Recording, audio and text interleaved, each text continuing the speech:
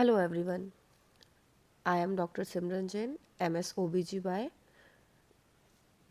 and we are going to discuss about the topic on fertilization and implantation. So now, first of all, we'll discuss about the capacitation. What is capacitation? It occurs while the sperm are in the fallopian tube. जब sperm fallopian tube में होता है तब capacitation होता है. इसमें तीन important point accomplish होते हैं. सबसे पहला तो होता है ability to bind to zona pellucida. जो स्पर्म होता है जब वो ट्रैवल करता है फीमेल जेनाइटल ट्रैक में और एग के पास जाकर के मिलता है तो ये बाइंड करता है जोना पेल्यूसिडा से, ठीक है. And then ability to undergo the acrosomal reaction. जो स्पर्म में एक्रोजोम होता है ना, ये ऊपर हेड की साइड पे, हेड के ऊपर यहाँ पे ये एक्रोजोमल रिएक्शन कराता है. इसमें बहुत सारी चीज़ें होती हैं जो कि हम आने वाली स्लाइड्स में डिस्कस करेंगे. और जैसे ही एक्रोजोमल रिएक्शन होता है वैसे ही एक्विजिशन ऑफ हाइपर मोबिलिटी आती है ना. अब हम इस डायग्राम में देखेंगे कि यहाँ पे जो ये स्पर्म का एक पूरा डायग्राम बनाया हुआ है. इसमें जब ये स्पर्म फीमेल जेनाइटल ट्रैक में जाता है तब सडनली इसमें कैपेसिटेशन कैपेसिटेशन हो कहलाता है ये. तो इसमें ग्लाइकोप्रोटीन का कोड जो स्पर्म में होता है वो रिमूव होता है और समाइनल प्लाज्मा प्रोटीन्स होते हैं, इनका रिमूवल होता है और फिर ये इसकी हाइपर मोबिलिटी आती है. अब ये इसमें नीचे वाले डायग्राम में दिखाया गया है कि जो स्पर्म्स है वो टेस्टिकल से निकल करके एपिडिडाइडमिस में जाकर के स्टोर होते हैं. फिर जब जैसे ही स्पर्म मैच्योर होते हैं वहाँ से ये जैकुलेट होकर के वजाइना में जाते हैं, ठीक है. वजाइना से सर्विक्स में, सर्विक्स से यूट्रस में और यूट्रस से फेलोपियन ट्यूब में. सिंस हमको पता है फेलोपियन ट्यूब में हमारा एग है तो यहाँ पे स्पर्म जो है वो कैपेसिटेशन होकर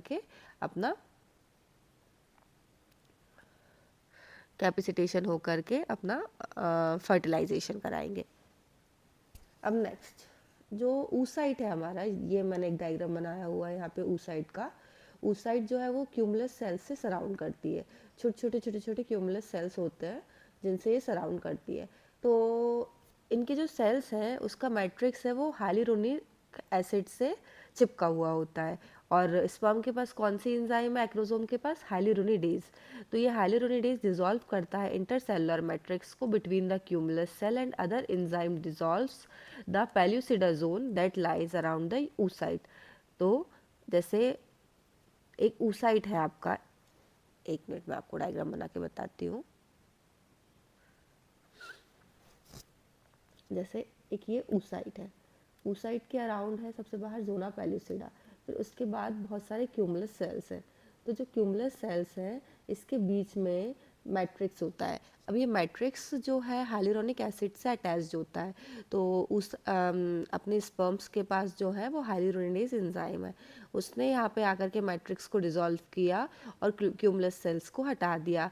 अब जो स्पर्म के पास अदर एंजाइम्स हैं वो ये जोना अंदर वाली लेयर जोना पेल्यूसिडा है उसको डिसॉल्व करेंगी. नाउ अब हम समझेंगे कि एपिडिडाइडमिस का रोल क्या है. एपिडिडाइडमिस जहाँ पे आकर के स्पर्म स्टोर होता है टेस्टिकल्स से निकलने के बाद. पहला तो ये स्टोरेज का काम है, दूसरा इसका मोटिलिटी प्रोवाइड करता है, तीसरा ये मैच्योरेशन देता है. अब मैच्योरेशन होने के बाद कैपेसिटेशन जो है हमारा वो सिर्फ फीमेल जेनाइटल ट्रैक में होता है.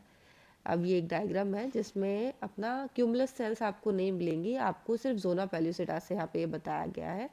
तो जब ये स्पर्म आता है तो इसमें ऊपर की साइड पे होता है एक्रोसोम.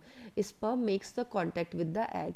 अब एक्रोसोम रिएक्ट करता है जोना पेल्यूसिडा से और हाइड्रोलिक एंजाइम्स रिलीज करता है जिस कारण से जोना पेल्यूसिडा की जो मेम्ब्रेन है वो डिसॉल्व हो जाती है. Acrosome reacts with the previtelline space. ये जो है अपना जोना पेल्यूसिडा के बाद जो स्पेस आता है दैट इज प्रीविटेलाइन स्पेस. इसमें स्पर्म्स एंटर करते हैं और प्रोटीन रिसेप्टर्स होते हैं यहाँ पे.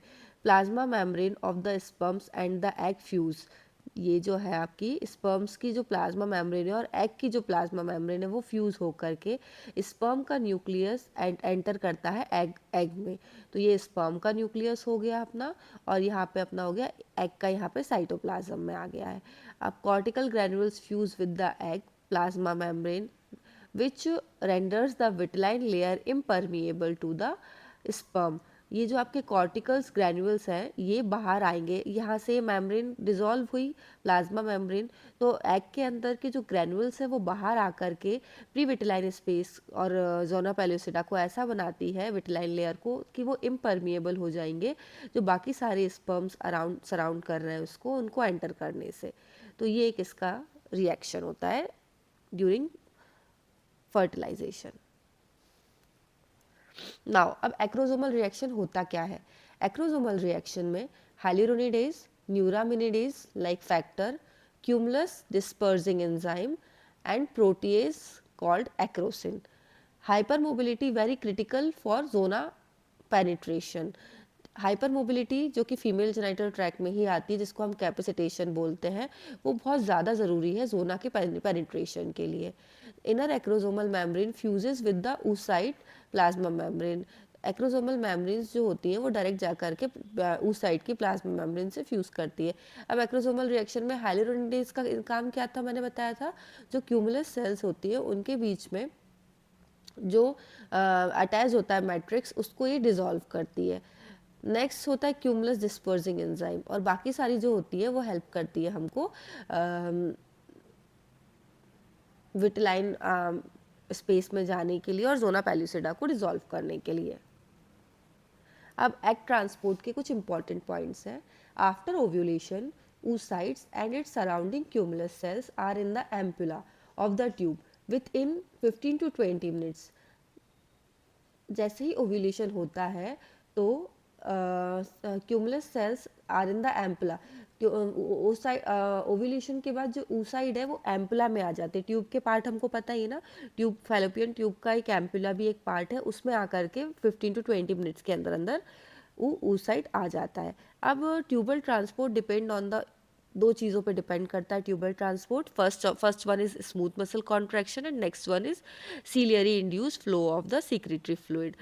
स्मूथ मसल कॉन्ट्रैक्शन जब ऐसे ऐसे ऐसे ऐसे कॉन्ट्रैक्ट करेंगी तो वो एग को ट्रांसपोर्ट करने में हेल्प करेंगे, और जो ट्यूब के अंदर जो सीलियरी मूवमेंट्स हैं वो भी एक ही डायरेक्शन में फ्लो करता है, जिस कारण से वो oocyte को ट्रांसपोर्ट करने में हेल्प करता है।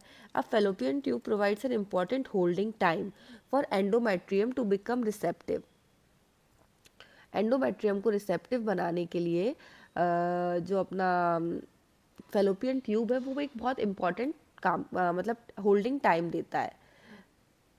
जैसा कि हमने देखा यहाँ पे अप्रोक्सीमेटली 80 आवर्स देता है वो। जैसे कि हमने देखा कि the endometrium to be receptive and the blastocyst to become capable of implantation, a time period of approx 80 hours, 90% of which is in ampulla for 3 days। So ये जो है एम्पुला के रीजन में फर्टिलाइजेशन होने के बाद फेलोपियन ट्यूब में 3 दिन तक एग फर्टिलाइज ओवम रहता है। अब हम एग के बारे में डिस्कस करेंगे। Fertilisable life span of egg. Fertilisable life span of human oocyte ranges from 12 to 24 hour. सिर्फ एग की जो फर्टिलाइजेबल स्पैन है सिर्फ 12 से लेकर के 24 घंटे तक होती है, लेकिन यहाँ पे स्पर्म की लाइफ स्पैन जो है वो थोड़ा लॉन्ग ड्यूरेशन की होती है, दैट इज़ 48 to 72 आवर्स, जो कि 3 से 4 दिन तक अगर फीमेल की बॉडी में रहे तो वो एग को फर्टिलाइज होने में हेल्प करता है।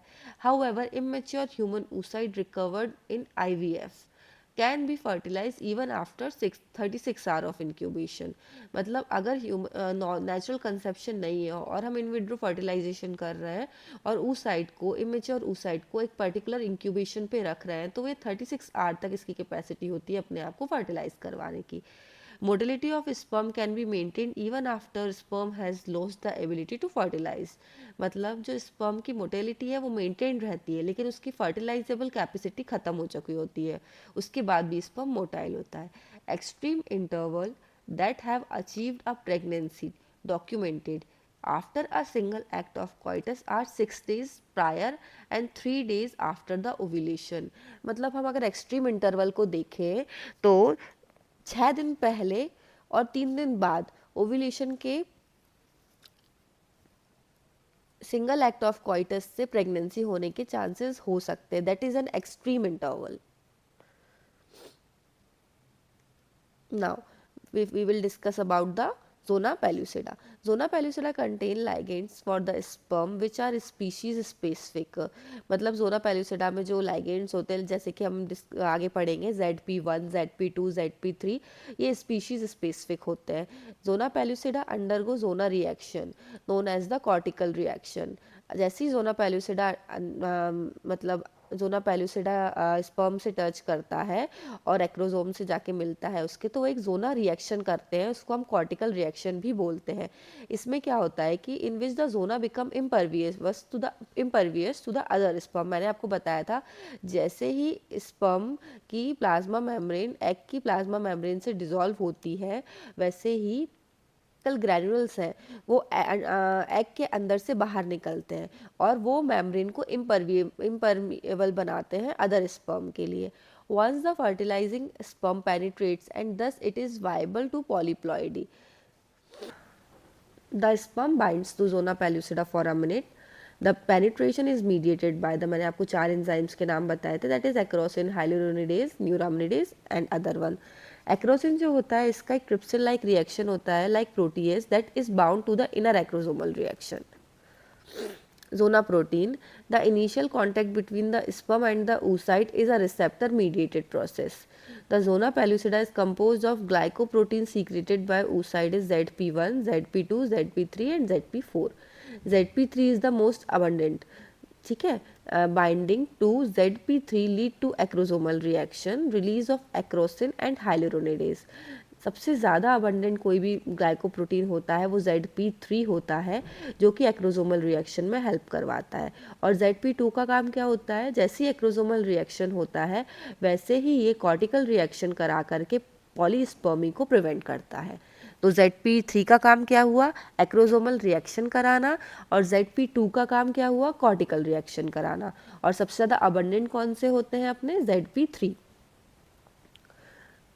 तो ZP2 से हम क्या काम क्या है, ये पॉलीस्पर्मी को ब्लॉक करता है. Release of material from the cortical granules lysosomes like organelle that are found just below the oocyte. The enzyme released by these granules causing hardening of extracellular layer by cross-linking the structural protein and inactivation of the ligand for the sperm receptor.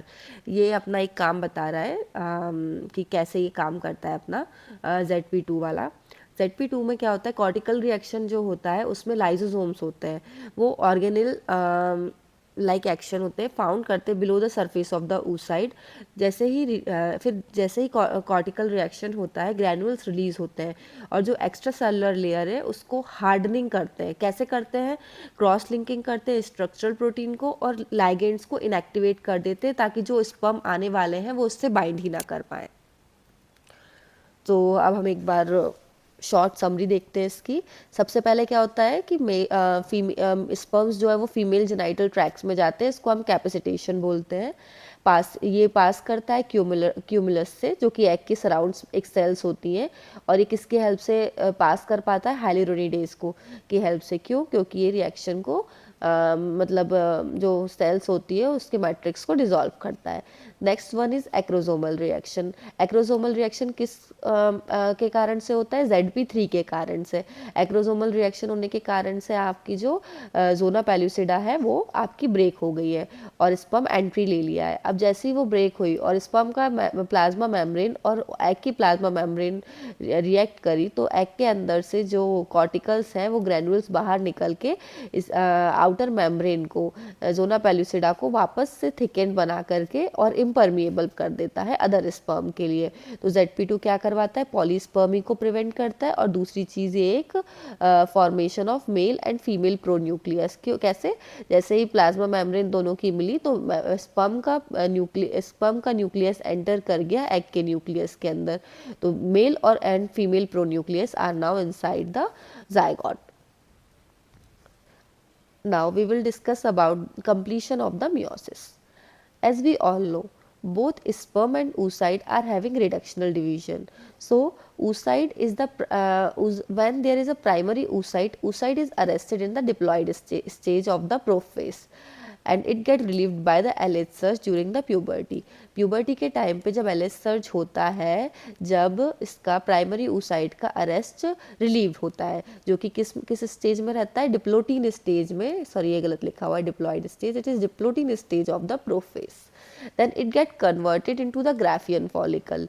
Graafian follicle में convert होने के बाद the oocyte is surrounded by the cumulus cell and enter into the metaphase. अब इसका ये second वाला arrest है। पहला अरेस्ट कौन से फेस में हुआ था, डिप्लोटीन स्टेज के प्रोफेस के स्टेज के डिप्लोटीन स्टेज में।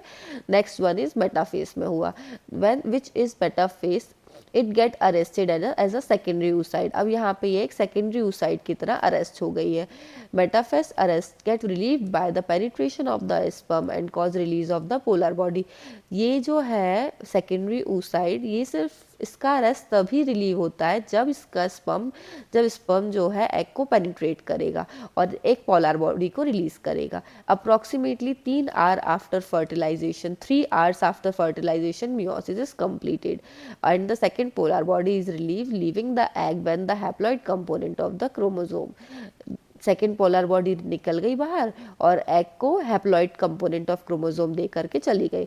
इन addition of the chromosome from the sperm restore the diploid number, either it will be XX और XY। जैसे स्पर्म ने पेनिट्रेट किया तो स्पर्म ने अपने haploid number of chromosome egg के साथ मिक्स करके पूरा डिप्लॉइड नंबर क्रिएट कर दिया and depends on the sperm chromosome, either it can be XX और इट कैन बी XY।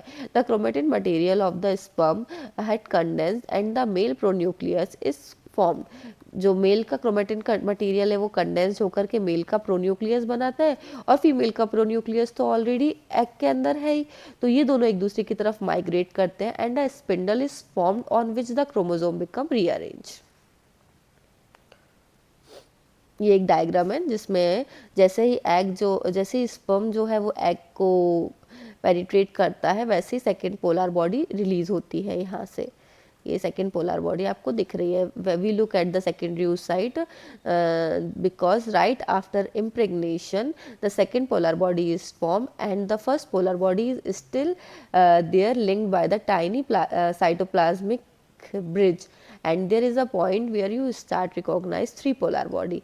जैसे कि जैसे फर्स्ट टाइम स्पर्म ने इसको पेनिट्रेट किया तो एक पोलर बॉडी रिलीज हुई। एक पोलर बॉडी जो है यहाँ से मतलब टाइनी साइटोप्लाज्मिक ब्रिज से लिंक्ड है, तो इसमें ये 3 पोलर बॉडी, फिर इसके बाद फिर से रिएक्शन हुआ तो ये जो है इसकी सेकेंड पोलर बॉडी रिलीज हुई और इसकी भी 2 में डिवाइड हो गई, तो टोटल 3 पोलर बॉडी हमारी रिलीज हो गई। In the 3 hour following impregnation, the mitotic spindle pulls the chromatid situated around the equator apart so that the oocyte only 1 and 1C chromosome remains। 3 our में जो है mitotic spindle जो है chromatid situated spindles जो है वो chromatids को equator के अराउंड अरेंज कर लेते हैं so that in oocyte only 1 and 1C remain. New formation of second polar body takes up other 1 and 1C। जो एक और पोलर बॉडी बन रही है वो आपका हैप्लॉइड क्रोमोसोम ले जाती है। The remaining first polar body surrounds bind by a thin cytoplasmic, जैसा कि मैंने आपको पहले की इमेज में बताया कि जो फर्स्ट पोलर बॉडी है वो थिन साइटोप्लाज्मिक ब्रिज से अटैच रहती है and receives the signal and also divide. जैसे ही सिग्नल रिसीव करती है तो ऑल्सो डिवाइड कर जाती है, तो 3 पोलर बॉडी रिलीज हो जाती है। अब ये पूरा एक इवेंट बता रहे हैं। सबसे पहले ये ओवरी है, ओवरी के अंदर से एग निकला, ओवम जैसे कि हम सेकेंडरी oocyte बोलते हैं। यहाँ से निकलने के बाद यहाँ पे आपके स्पर्म्स आ रहे हैं कैपेसिटेशन होकर के। डे 0 पे स्पर्म ने एग को फर्टिलाइज किया, तो यहाँ पे हमारा मेल प्रोन्यूक्लियस और फीमेल प्रोन्यूक्लियस, ये पूरा 3 घंटे लेता है इस प्रोसेस को होने के लिए, जाइगोट बनाने के लिए। अब 3 दिन तक हमारा जो एग है वो एम्पुलरी रीजन में ही रहता है। अब वो 3 दिन तक first cleavage, 2 cell stage, 4 cell stage और 8 सेल स्टेज मॉड्यूला बनाता है। फिर ये डे 4 में आकर के, डे 5 में आकर के आपका कैविटी में आता है, यूट्राइन कैविटी में। ब्लास्टोसिस्ट, अर्ली ब्लास्टोसिस्ट डे 5 पे बनता है। उसके बाद डे 6, डे 7 पे इसका इम्प्लांटेशन होना चालू होता है और डे 8, डे 9 पे कंप्लीट सिंसिशियो ट्रोफोब्लास्ट बनना चालू हो जाता है। ये बता रहे हैं कि सबसे पहले फर्टिलाइजेशन होता है, फिर 2 सेल स्टेज, फिर 4 सेल स्टेज, फिर 8 सेल स्टेज, और यहाँ पे 16 सेल स्टेज में मॉर्यूला बन जाता है। फिर अर्ली ब्लास्टोसिस डे 5 पे बनता है, जिसमें ट्रोफोब्लास्ट 6 सेल्स होती हैं और इनर सेल मास होता है। जो ट्रोफोब्लास्ट सेल होती है वो 256 सेल डिवाइड होती है बन करके। अब जैसे ही यहाँ पे इम्प्लांटेशन होता है डे 6 डे 7 पे, तो यहाँ पे ये इम्प्लांटेशन है, तो इसमें इम्प्लांटेशन एसिमेट्रिक इम्प्लांटेशन होता है, मतलब अंदर यूट्राइन कैविटी के अंदर जा कर के एंडोमेट्रियम में जाके इम्बेड होता है ये। तो यहाँ पे जो है ये इस साइड का रीजन ये होता है डेसिडुआ बिसालिस, डेसिडुआ कैप्सुलारिस, और कैविटी के साइड पे जो होता है वो डेसिडुआ कैप्सुलारिस, और जो कैविटी से अटैच होता है वो डेसिडुआ पैराइटैलिस होता है।